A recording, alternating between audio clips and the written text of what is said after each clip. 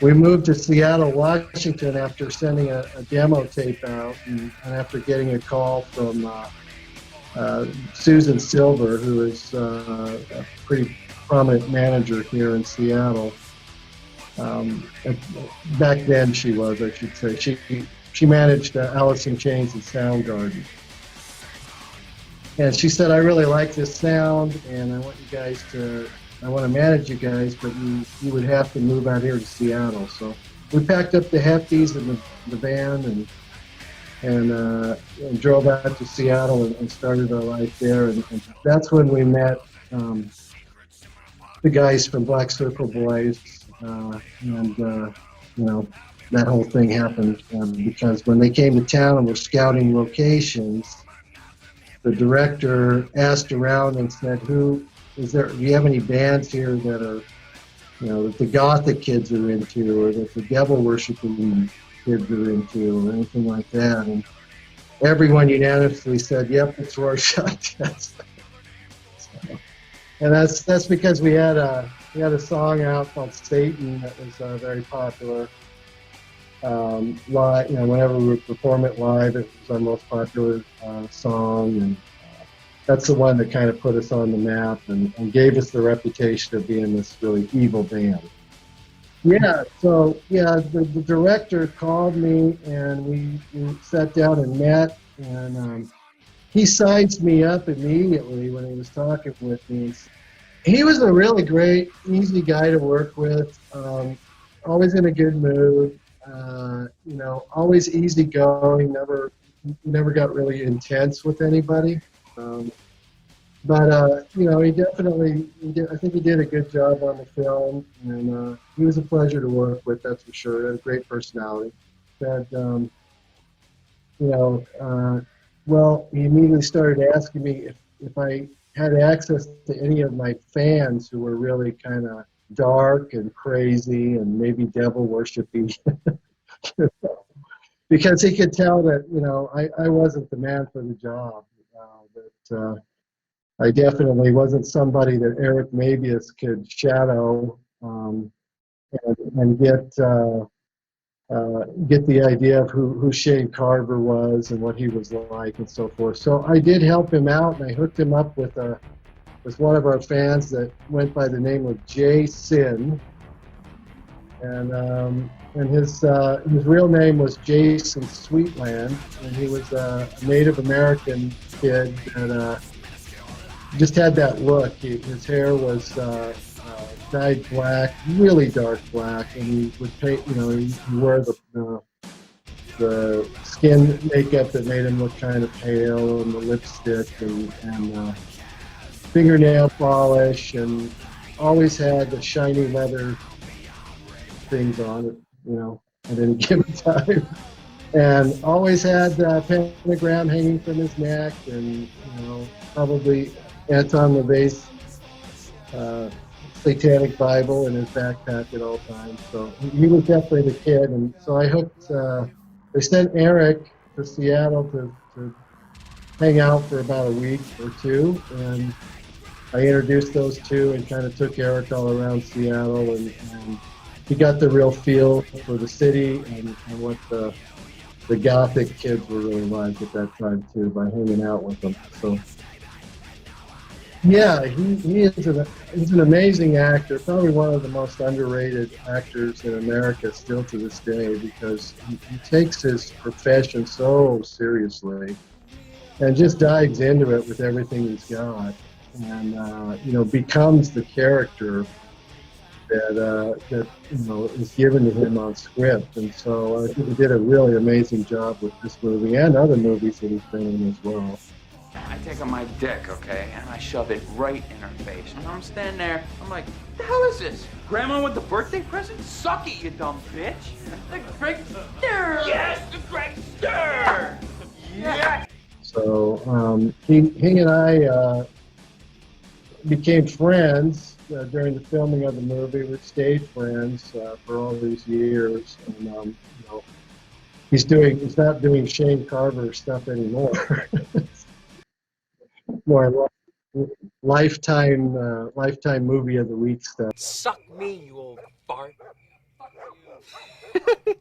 Well, I think it's the image he's trying to portray right now, and the image that's making him money is one of this really wholesome, romantic, you know, hot older guy thing. So I think that all of the cougars would go running from their cougar dens if they saw that he played this gothic. But I don't know. He might be surprised because yeah, I think he did a great job, and I think the film. It's definitely one of those underground cult type films. It has a lot of famous people in it that people don't realize that I got to meet as well. Lisa Loeb, for example, was in the film. At that point in her life, and she probably still is right now, she was living a very extremely healthy lifestyle. And it was driving her crazy to be in that room with all that smoke. So they may have cut her part quite a bit. I'm not sure. Yeah, John Doe from the band X. That was amazing to meet him. And then, of course, the big one, and you know who I'm talking about. Yeah. So, and by the way, Donnie, probably won't talk about that movie much either, but I will tell you that he didn't have to do much acting for that part. I'll just put it that way. Will you fuck me? You wanna fuck me, good soldier? No, Gregor. He was built-in creepy when he arrived. When he arrived, I think he was going through some personal issues at that time. Yeah, like I said, with him, I didn't even delineate the fact that he was different from the character that he played. It was just like he was that guy, pretty much.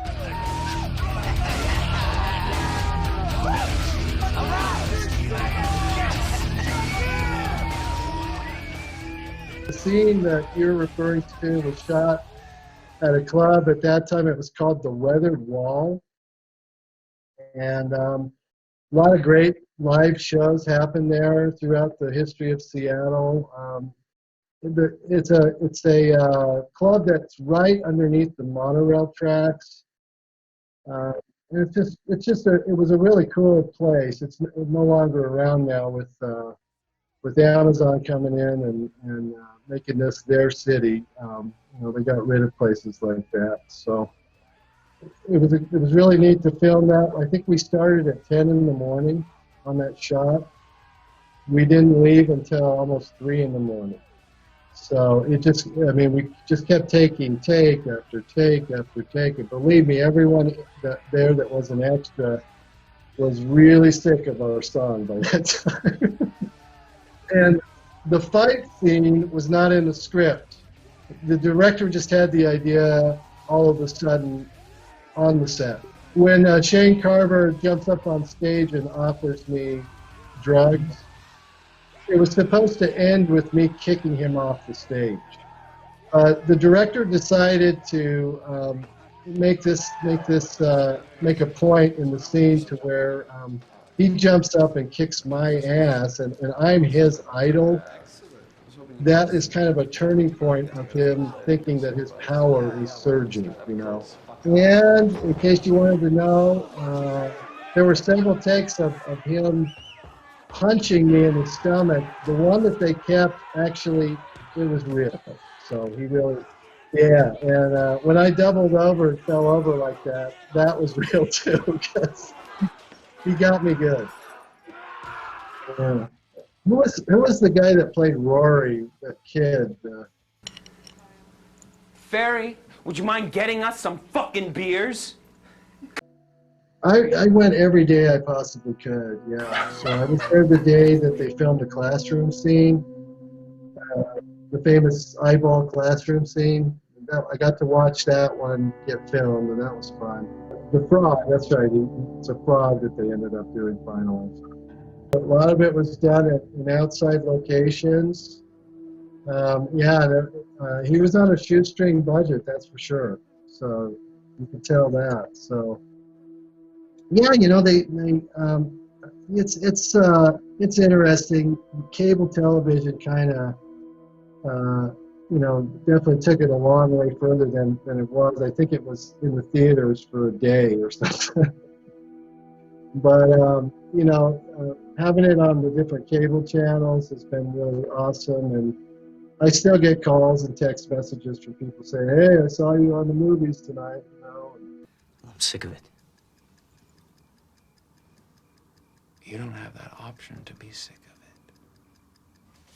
it. Yeah, there are a lot of scenes that didn't make it. The other bummer is the deal that Matt made with my band was that we would waive film royalty rights if we could have the soundtrack. We were supposed to have the whole soundtrack for that.